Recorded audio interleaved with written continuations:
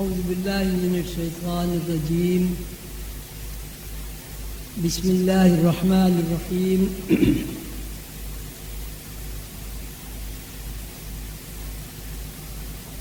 محترم بزرگوں، پیارے دوستوں، خواتین و حضرات، میرے بچوں، السلام علیکم۔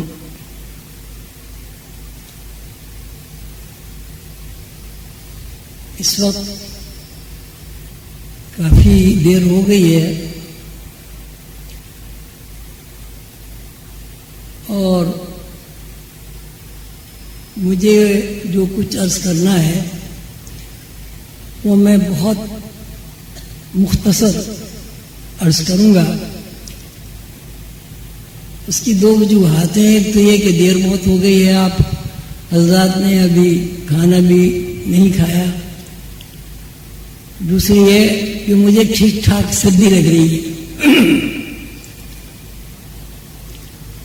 دیکھیے، اللہ کے رسول صلی اللہ علیہ وسلم جب اس دنیا میں تشریف لائے تو اللہ تعالیٰ نے ان کے اوپر قرآن پاک کو نازل فرمایا اور 23 سال تک قرآن پاک نازل ہوتا رہا۔ قرآن پاک میں اللہ تعالیٰ کے ارشاد کے مطابق دنیا جہاں کی، اس دنیا کی، اس دنیا کی، آخرت کی کوئی چھوٹی سے چھوٹی اور بڑی سے بڑی بات ایسی نہیں ہے جو آپ کو قرآن میں نہ ملے اور اس کی پوری طرح وضاحت نہ ہوئی ہو۔ لا یغادر صغیرۃ ولا کبیرۃ الا احصاها۔ اللہ تعالیٰ فرماتے ہیں کوئی چھوٹی سے چھوٹی اور بڑی سے بڑی بات ایسی نہیں ہے جس کی قرآن نے وضاحت نہ فرما دی ہو۔ قرآن کریم ایک ایسی کتاب ہے کہ جس میں دنیاوی سارے قوانین، معاملات کی بھی دستگیری ہے۔ اس دنیا میں آنے سے پہلے ہم کہاں تھے، عالم ارواح، اس کا بھی تذکرہ ہے۔ اس دنیا سے جانے کے بعد ہم کہاں رہیں گے اور وہاں کیا ہمارے ساتھ پیش آئے گا، اس طرح ہم زندگی گزاریں گے، اس کا بھی قرآن پاک میں تذکرہ ہے۔ جزا سزا کے بارے میں بھی اللہ تعالیٰ نے پوری وضاحت کے ساتھ قرآن پاک میں بیان کر دیا ہے۔ لا یغادر صغیرۃ ولا کبیرۃ الا احصاها، کہ چھوٹی سی چھوٹی بات اور بڑی سے بڑی بات، ہر بات کو قرآن نے وضاحت کے ساتھ بیان کر دیا ہے۔ اب صورت یہ ہے کہ قرآن کریم کے 30 پارے اللہ تعالیٰ نے رسول اللہ صلی اللہ علیہ وسلم پر نازل فرمائے۔ اس میں دنیاوی معاملات و مسائل بھی ہیں، مرنے کے بعد کی دنیا کے بھی حالات و واقعات ہیں اور تجربات ہیں۔ مرنے کے بعد قیامت آئے گی، اس کے بارے میں بھی قرآن نے پوری وضاحت کے ساتھ بیان فرمایا ہے۔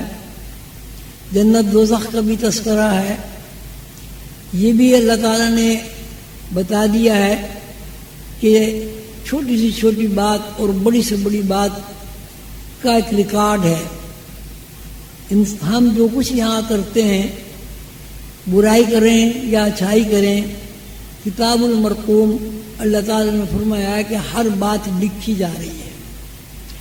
اب اس زمانے میں سائنسی دور میں قرآن پاک کی تشریح میں اگر سائنس کے حوالے سے بات کی جائے تو زیادہ وضاحت کے ساتھ قرآن کا مفہوم ظاہر ہو جاتا ہے۔ اللہ تعالیٰ فرماتے ہیں کہ کتاب المرقوم وما ادراک ما علیین وما ادراک ما سجین۔ آپ کیا سمجھے کہ اعلیٰ عرفہ نیک ثواب کی زندگی کیا ہے، اور آپ کیا سمجھے کہ برائی، شیطنت، خیانت، بددیانتی، بدامنی یہ کیا زندگی ہے؟ تو اللہ تعالیٰ فرماتے ہیں کہ وَمَا أَدْرَاكَ مَا عِلِّيِّينَ، اور آپ کیا سمجھے کہ اعلیٰ عرفہ نیک زندگی کیا ہے؟ وَمَا أَدْرَاكَ مَا سِجِّيِّينَ، اور آپ کیا سمجھے کہ شیطنت کیا ہے، کبر کیا ہے، برائی کیا ہے، خیانت کیا ہے، بددیانتی کیا ہے؟ کتاب المرقوم۔ اب کتاب المرقوم کا ترجمہ اردو میں تو یہ ہے لکھی ہوئی کتاب، لیکن سائنسی حوالے سے اگر اس ترجمے کو ہم اس طرح بیان کریں کہ ہر انسان کی پوری زندگی ایک ویڈیو فلم ہے۔ دو، آپ میں سب کو پتہ ہے اس بات کا، دو فرشتے ہیں کرامن کاتبین، ایک فرشتہ دائیں طرف بیٹھا ہوا ہے، ایک فرشتہ بائیں طرف بیٹھا ہوا ہے۔ تو اب ان فرشتوں کا کام یہ ہے کہ جو برائی آدمی کرتا ہے وَمَن يَعْمَلْ مِثْقَالَ ذَرَّةٍ خَيْرًا يَرَهُ وَمَن يَعْمَلْ مِثْقَالَ ذَرَّةٍ شَرًّا يَرَهُ، اگر ایک ذرے کے برابر آپ نے خیر کی تو اس کا بھی ریکارڈ ہے، فلم بن گئی، کتاب المرقوم۔ اور اگر آپ نے ایک ذرے کے برابر نیکی کی، بھلائی کی، تو اللہ تعالیٰ کے وہ فرشتے اس کی بھی فلم بنا۔ فلم کا مطلب میں یہ موجودہ سائنسی دور میں اگر سائنس کے حوالے سے بات کی جائے تو بات آسانی سمجھ میں آتی ہے۔ تو اب ہم یوں کہیں گے کہ اللہ تعالیٰ نے دو فرشتے متعین کیے ہوئے ہیں، ایک دائیں کندھے پر بیٹھا ہے، ایک بائیں کندھے پر بیٹھا ہے۔ جو ہم نیکی کرتے ہیں اور ان کے پاس، دونوں کے پاس کیمرے ہیں، ویڈیو کیمرے ہیں، اگر ہم وہ نیکی کرتے ہیں تو فرشتہ اس کا ریکارڈ کر لیتا ہے، اور اگر ہم برائی کرتے ہیں تو فرشتہ اس کا ریکارڈ کر لیتا ہے۔ پیدائش سے لے کے مرنے تک یہ دونوں فرشتے اپنی ڈیوٹی پوری کرتے ہیں اور فلمیں بناتے ہیں۔ اب جب آدمی مرے گا، مرنا سب کو ہے، تو اب جو اس کی فلم ہے وہی اس کو دکھائی جائے گی۔ مرنا ایسی زندگی ہے کہ جس زندگی میں عمل نہیں ہے، جس زندگی میں نتیجہ نہیں ہے، بلکہ جو آپ کی زندگی میں جو کچھ آپ نے کیا، کتاب المرقوم، ایک کتاب لکھی گئی، ایک فلم بن گئی، مرنے کے بعد وہی فلم دکھائی جائے گی۔ اگر ہماری فلم برائی، بدی، خیانت، بددیانتی، غصہ، حسد، تعصب، قتل و غارت گری، ملاوٹ، اگر اس کی فلم بنی ہوئی ہے تو ہر عمل کی ایک جزا ہے اور ہر عمل کی ایک سزا ہے۔ فَمَن يَعْمَلْ مِثْقَالَ ذَرَّةٍ خَيْرًا يَرَهُ وَمَن يَعْمَلْ مِثْقَالَ ذَرَّةٍ شَرًّا يَرَهُ، کہ ذرے برابر اگر آپ نے کوئی خیر کی ہے یا نیکی کی ہے اس کی بھی فلم بن گئی، اور ذرے برابر اگر آپ نے برائی کی ہے تو اس کی بھی فلم بن گئی۔ تو اب اس کا مطلب یہ ہوا کہ مرنا جو ہے، مرنے کی بعد کی جو زندگی ہے وہ ویڈیو فلم ہے۔ جو کچھ ہم نے بھی کیا، اگر ہم نے اچھا کیا، وہ ایک مثال ہے، یہ آپ کبھی سچ مچ سمجھے کہ وہ فرشتے واقعی کیمرے لیے بیٹھے، تو یعنی ریکارڈ ہو رہی ہے ہر چیز۔ اور جب اندر ایک آدمی ہے، وہ اپنے گھر میں اس کو بیٹھا ہوا ہے، وہاں خفیہ ایک کیمرہ لگا دیا گیا، اس نے کچھ برائی کی اس کی بھی فلم بن گئی، اس نے کچھ بھلائی کی اس کی بھی فلم بن گئی، اس نے غصہ کیا، خیانت کی، چوری کی، کسی کو گالی دی، کسی کی کیا کہتے ہیں دشمنی اس نے کی، تو سب فلم بن گئی۔ اب وہ فلم اس کو اس کے گھر میں لگا دی جائے تو کیا ہوگا؟ یہی ہوگا نا کہ جو کچھ اس نے کیا ہے وہ سب وہ کیمرہ اس کو بتا دے گا کہ بھئی تم نے یہ کیا ہے۔ یہ تو ایک بات ہو گئی۔ یہ بات ذرا ذہن میں مشکل سے آئے گی، اس لیے کہ یہ نئی بات ہے۔ یہ تو ہم جانتے ہیں کہ فرشتے بیٹھے ہیں، اور انہوں نے ریکارڈ لیے بیٹھے ہیں اور وہ ریکارڈ کر رہے ہیں. اب ایک دوسری بات یہ ہے کہ ہر عمل کا ایک اختتام ہوتا ہے، ایک نتیجہ ہوتا ہے. مثلا ایک آدمی نماز پڑھتا ہے، اب نماز کا نتیجہ یہ ہوگا کہ اس کی نیکی لکھی جائے گی.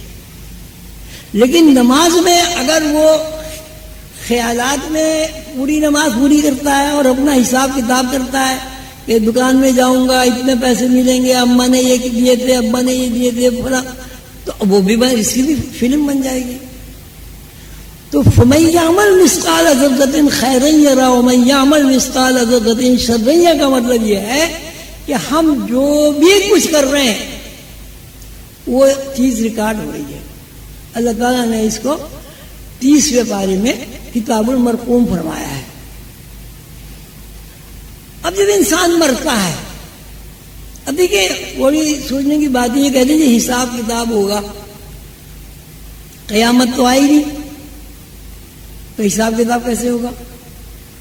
جب قیامت نہیں آئی، یوم الحساب نہیں ہوا، یوم المیزان قائم نہیں ہوا، تو سزا جزا کا کیا مطلب ہے؟ ایک آدمی کہہ سکتے ہیں آپ کے تو ابھی تو صاحب اللہ نے عدالت نہیں بیٹھے، عدالت میں جب ہماری پیشی نہیں ہوئی، گواہی ہی نہیں ہوئی، ثابت ہی نہیں ہوا کہ ہم نے برائی کی یا بھلائی کی، تو سزا اور جزا کیسی؟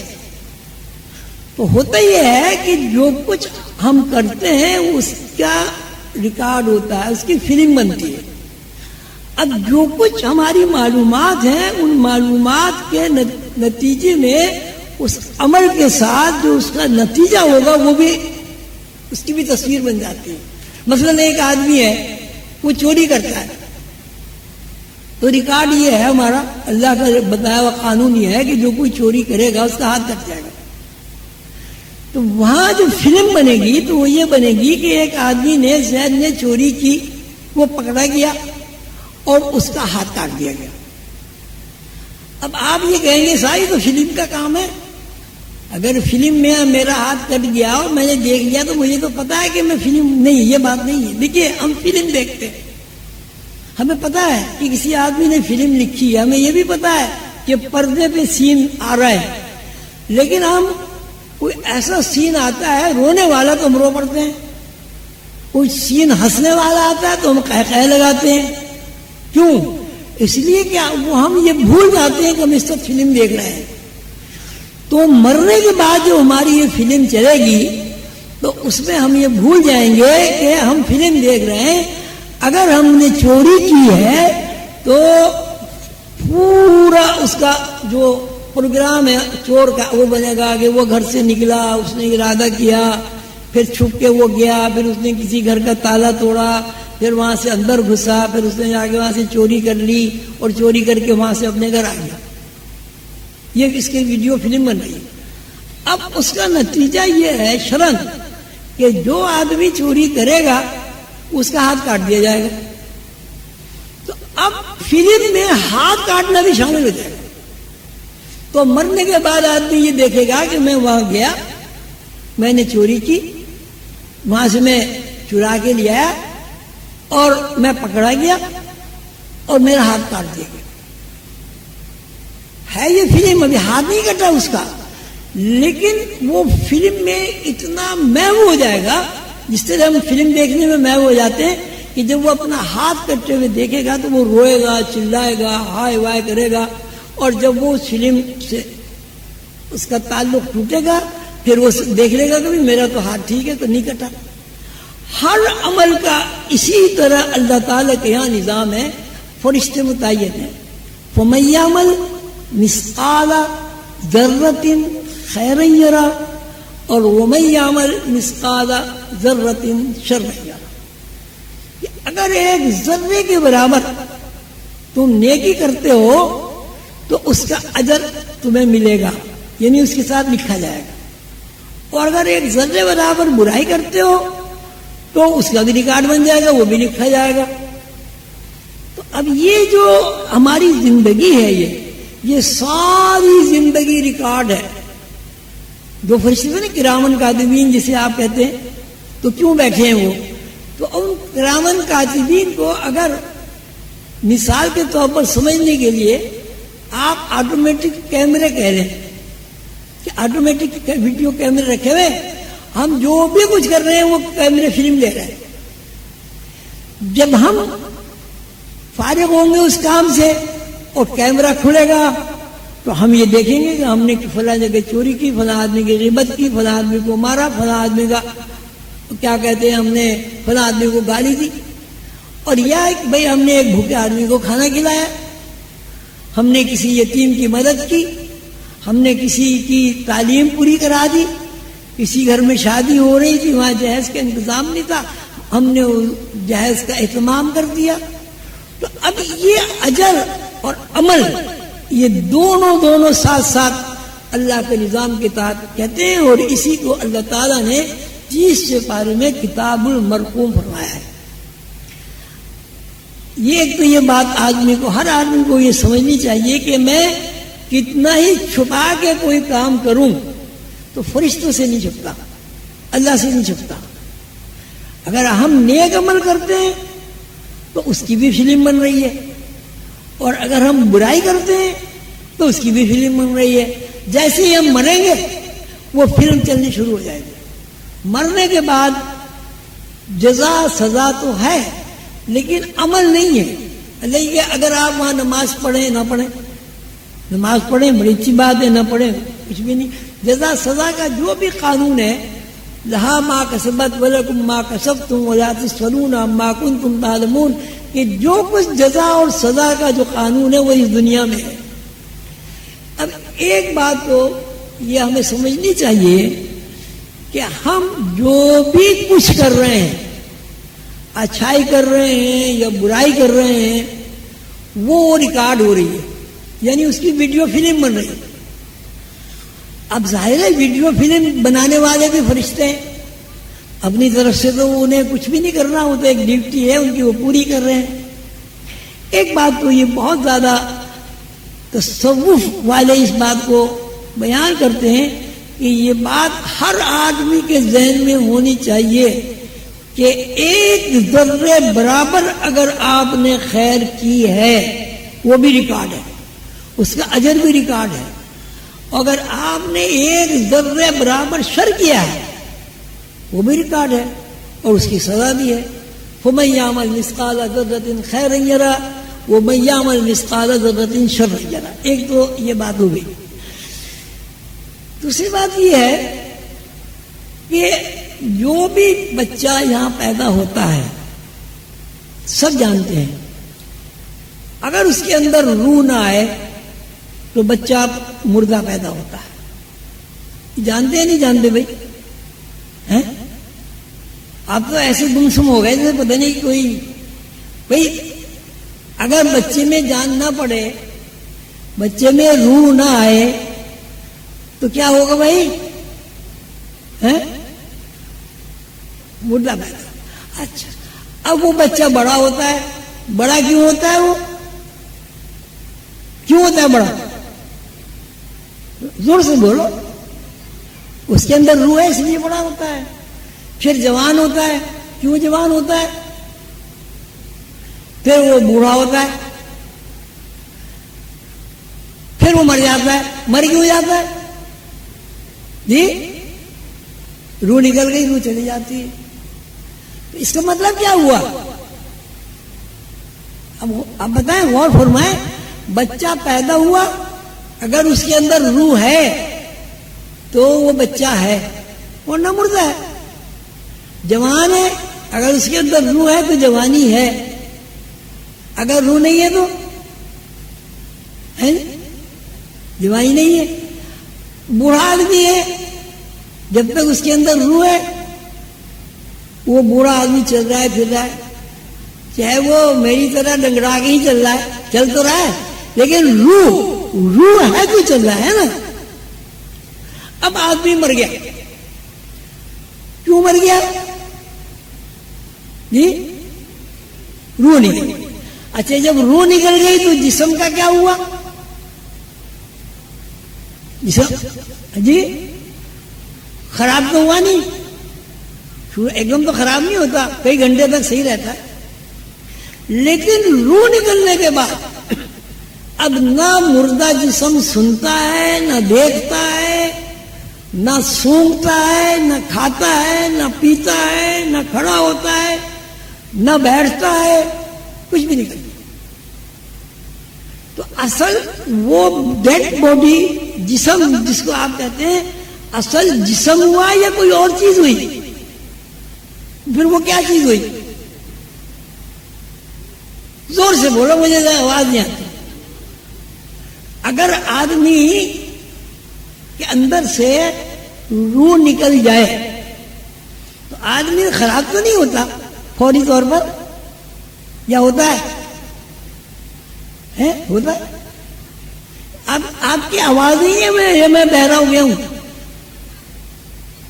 جسم کیوں نہیں ہوتا؟ جسم تو خراب ہو جاتا ہے، لیکن کچھ عرصے تک جسم رہتا ہے.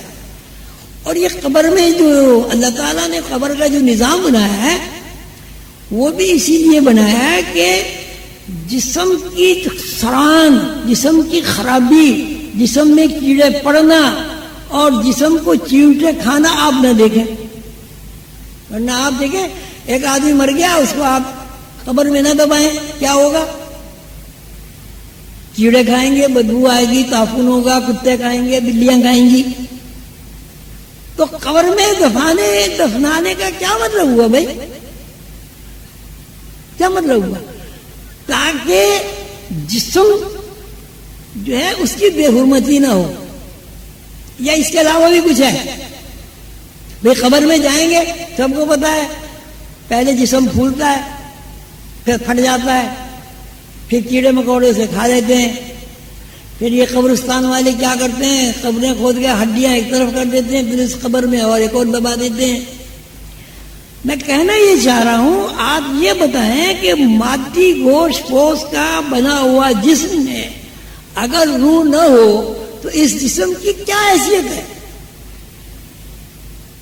جی تو اصل پھر کیا ہوا؟ یہ جسم ہوا یا روح ہوئی؟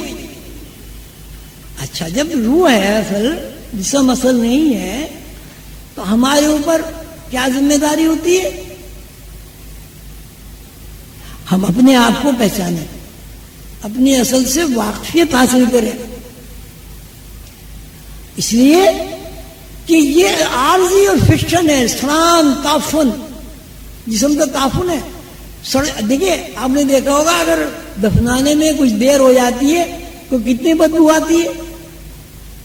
آتی ہے نہیں بدبو؟ تو اس لیے بھی تو دبایا جاتا ہے، محفوظ رہیں.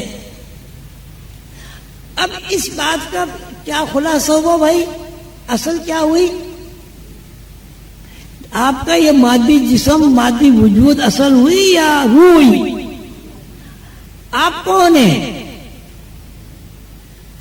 آپ جسم ہے، مادی جسم ہے گوشت پوست کے، یا یہ کیا ہے؟ آپ زور سے بولو. روح ہے نا؟ تو پھر اب ہمارا کیا فرض ہوتا ہے؟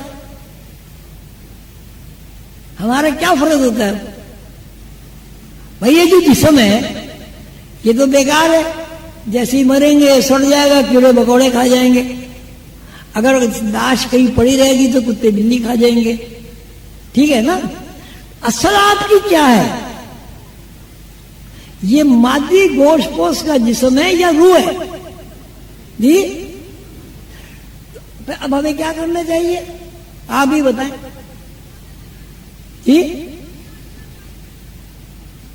کیا کرنا چاہیے بھائی؟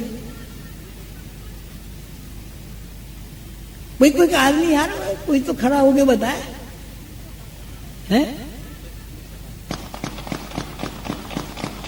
تو مادی جسم جو ہے وہ عارضی ہے، فکشن ہے اور قبر تک ہے.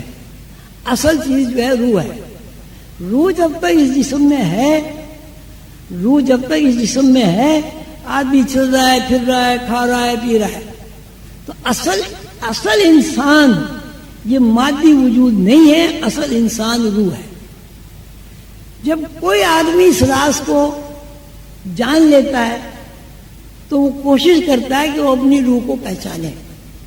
اسی بات کو رسول اللہ صلی اللہ علیہ وسلم نے ارشاد فرمایا ہے، من عرف نفسہ فقد عرف ربہ. جس نے اپنی روح کو پہچان لیا، اپنے نفس کو پہچان لیا، اپنی حقیقت کو پہچان لیا، اس نے اپنے رب کو پہچان لیا. اب ہمارا فرض یہ ہے کہ ہم جسمانی وجود کے ساتھ ساتھ اس چیز کو پہچاننے کی کوشش کریں جو شے اس جسم کو حرکت دے رہی ہے، جو شے اس جسم کو روٹی کھلا رہی ہے، جو شے اس جسم میں سے بچے پیدا کر رہی ہے، اور جو شے اس جسم میں عقل جو بھی کچھ کہیے وہ آپ کو عقل سے آگاہی بخش رہی ہے. اب یہ بہت مختصر سا پیغام ہے، یہ دو باتیں میں نے آپ کو بتائی ہیں. اب دونوں باتوں کا خلاصہ یہ ہے کہ انسان کا مادی وجود روح کا ایک لباس ہے. بس جب روح اس لباس کو اتار دیتی ہے، یعنی جس کو ہم ڈیڈ باڈی کہتے ہیں، تو آدمی مر جاتا ہے. اور جب تک اس جسم کو لباس بنا کر روح پہنے رہتی ہے، آدمی زندہ رہتا ہے. یہ بات سمجھ میں آ گئی؟ نہیں ہاتھ اٹھاؤ سب، کس کس کے سمجھ میں آئی؟ ماشاءاللہ یہ تو ساری سمجھدار ہیں بھائی، ماشاءاللہ. تو اب ہمیں پھر کیا کرنا چاہیے؟ اب یہ بھی بتاؤ ہمیں کیا کرنا چاہیے؟ اب ہمیں یہ کرنا چاہیے کہ جسمانی وجود کو جو چیز سنبھالے ہوئے ہے اس سے واقف ہونا چاہیے. ٹھیک ہے؟ وہ چیز کیا ہے؟ وہ تو جب تک انسان اپنی روح سے واقف نہیں ہوگا، وہ حیوان سے زیادہ اس کی کوئی اہمیت نہیں ہے. لقد خلقنا الانسان فی احسن تقویم ثم رددناه اسفل سافلین. یہ انسان اللہ تعالیٰ کی بہترین صنائی ہے، لیکن وہ کیا ہے بھائی؟ ثم رددناه اسفل سافلین. یہ اسفل سافلین میں پڑا ہوا ہے. جب تک انسان اپنی روح سے واقف نہیں ہوگا، اس وقت تک اس کی حیثیت حیوانات سے الگ نہیں ہوگی. اس لیے کہ جس طرح میں کھانا کھاتا ہوں اس طرح گائے بھی کھانا کھاتی ہے، جس طرح میرے بچے ہوتے ہیں اس طرح بیل کے بھی بچے ہوتے ہیں، جس طرح میں بیمار ہوتا ہوں اس طرح بکری بھی بیمار ہوتی ہے، جس طرح مجھے سردی لگتی ہے اس طرح کتے کو بھی سردی لگتی ہے. کیا فرق ہے اس میں ہم میں جانوروں میں؟ اب کیا آپ کہیں گے جی عقل کا فرق ہے، آپ بھی کہیں گے عقل کا فرق ہے. تو عقل تو بھائی لوگوں میں بھی سب عقل مند نہیں ہوتے، ان میں بھی کم عقل لوگ ہوتے ہیں. اور عقل کا جہاں تک تعلق ہے تو عقل تو حدود میں زیادہ ہے. حضرت سلیمان کا قصہ پڑھو، حدود میں آگے کہا اسے شادی کرا دی، اس نے منگیتر کا بھی کام کر دیا اس نے. چیونٹی سورہ نمل قرآن شریف میں چیونٹی ہے، سورہ نام ہی اس کا سورہ چیونٹی. وہ کہتے ہیں حضرت سلیمان علیہ السلام تشریف لے جا رہے تھے تو ان کو آواز آئی، اے چیونٹیوں اپنے بلوں میں چلی جاؤ، سلیمان کا لشکر آ رہا ہے، ایسا نہ ہو تمہیں رون دیا جائے. حضرت سلیمان علیہ السلام نے آواز سنی اور نیچے اتر آئے، زمین پر اڑ رہے تھے. تو انہوں نے چمٹی کو اٹھایا، اپنی ہتھیلی پہ رکھا اور یہ کہا کہ بھئی میں نے تیری آواز سن لی ہے کہ تجھے اپنی رعایا کا کتنا خیال ہے. اب تو یہ بتا کہ سلطنت تیری بڑی ہے یا سلیمان کی بڑی ہے؟ تو چیونٹی نے کہا کہ یہ تو اللہ کو پتا ہے کہ سلیمان کی سلطنت بڑی ہے یا چیونٹی کی سلطنت بڑی ہے.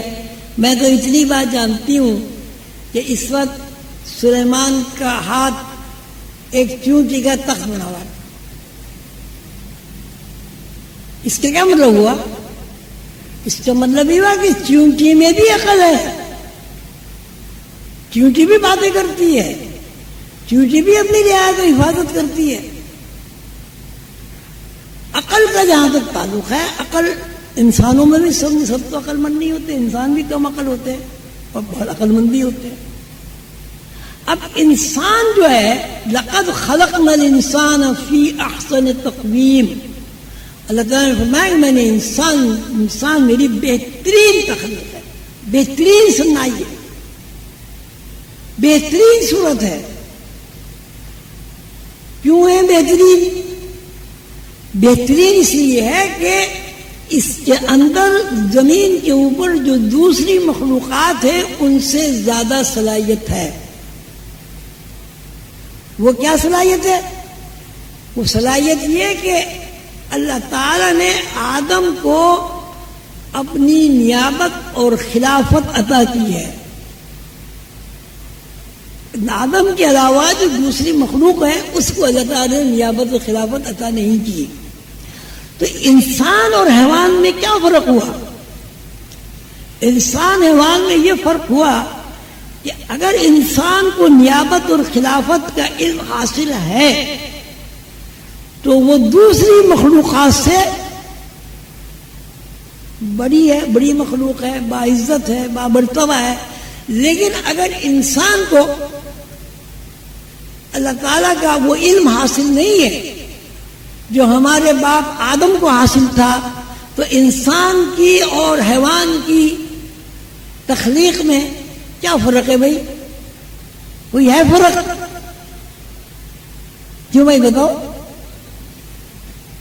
فرق ہے کوئی؟ بھائی جس طرح دیکھیے نا، ایک بکری بھی اپنے بچوں کو دودھ پلاتی ہے، اس کو بھی پیدائش کے عمل سے گزرنا ہوتا ہے۔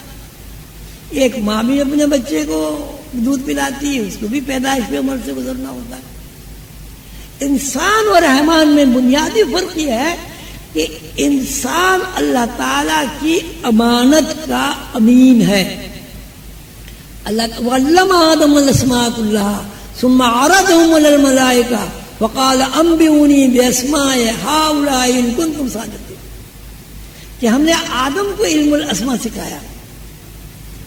فرشتوں نے جب اللہ تعالیٰ سے کہا کہ صاحب یہ آپ آدم کو اپنا خلیفہ بنا رہے ہیں تو بڑا خون خرابہ کرے گا، فساد برپا کر دے گا، تو اللہ تعالیٰ نے آدم علیہ السلام کو علوم عطا فرمائے، وعلم آدم الاسماء كلها، اور کہا آدم سے کہ جو کچھ علم میں نے تمہیں سکھایا ہے یہ فرشتوں کے سامنے بیان کرو۔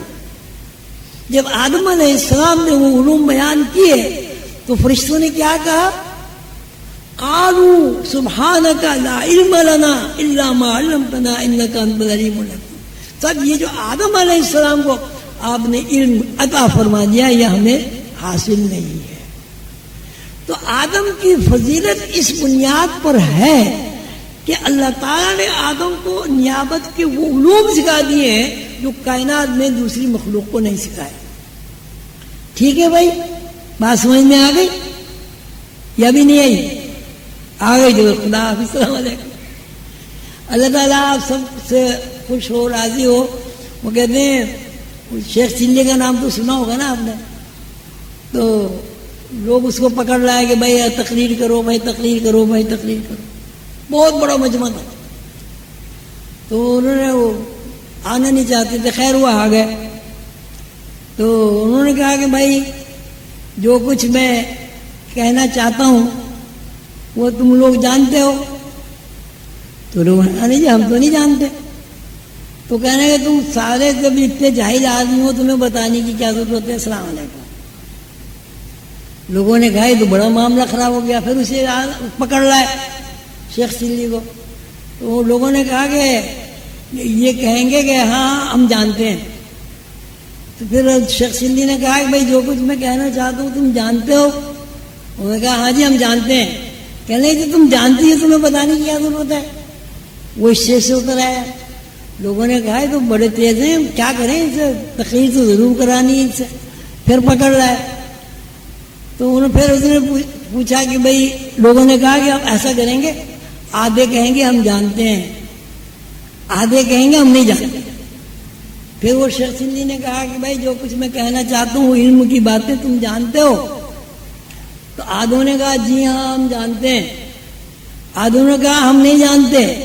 تو انہوں نے کہا بس بے دو بار مسئلہ حل ہو گیا، جو جانتے ہیں وہ انہیں بتا دیں، جو نہیں جانتے السلام علیکم۔ اللہ تعالیٰ آپ سب کو راضی ہو، خوش ہو۔ بس تھوڑی سی بات تھی، بات سمجھ میں آپ کی آ گئی ہوگی۔ بات پھر میں ایک دفعہ وضاحت کر دوں کہ اگر آپ کے اندر ساری وہی باتیں ہیں جو حیوانات کے اندر ہیں تو آپ اشرف المخلوقات نہیں ہیں، اور اگر آپ کو اللہ تعالیٰ نے علم الاسماء سکھا دیا ہے جو آپ کے باپ آدم کا ورثہ ہے، پھر آپ اشرف المخلوقات ہیں۔ ورنہ تو ایک کتے میں بلی میں مجھ میں کیا فرق ہے؟ آپ کہیں جی کتے میں عقل نہیں ہوتی، ارے بھائی کتے میں عقل نہیں ہوتی، آدمی کو تو ایسے ہی مار دیتے ہیں، کتا 20 لاکھ کا آتا ہے۔ میں لندن میں تھا، میں نے اسے کتے خرید رہے تھے، نام لیا تھا کون، تو انہوں نے کہا جی یہ تو کتا تو 20 لاکھ روپے تک آتا ہے۔ کہ بھائی 20 لاکھ کا کتا کیوں آتا ہے؟ کہنے لگے یہ انہیں پکڑتا ہے مجرموں کو سونگ کے، اور انسان تو ایک 20 لاکھ میں نہیں بکتا، یہاں تو 1 لاکھ 2 لاکھ میں بھی بیچارہ مل جائے تو بہت بڑی بات ہے۔ تو کتے میں بھی عقل ہے بھائی، چونٹی میں بھی عقل ہے، ہر چیز میں عقل ہے۔ اب یہ ہو سکتا ہے کہ انسان میں زیادہ عقل ہے، ان میں کم عقل ہے، لیکن انسان بھی تو سارے عقل مند نہیں ہوتے، ان میں بھی تو کم عقل ہوتے ہیں، بیوقوف ہوتے ہیں، باولے ہوتے ہیں۔ اگر آپ کو حیوانات سے ممتاز ہونا ہے، اگر آپ کو اللہ تعالیٰ کی نعمت اور اللہ تعالیٰ کا احسان حاصل کرنا ہے، اس کے لیے ضروری ہے کہ وہ نعمت حاصل کریں جو اللہ تعالیٰ نے آدم علیہ السلام کو عطا کی ہے، وہ علم الاسماء کا علم ہے۔ اللہ تعالیٰ آپ سب کو خوش رکھے، صحت و تندرستی دے، اور جو مسائل و مشکلات ہیں اللہ تعالیٰ ان سے نجات عطا فرمائے۔ آمین یا رب العالمین۔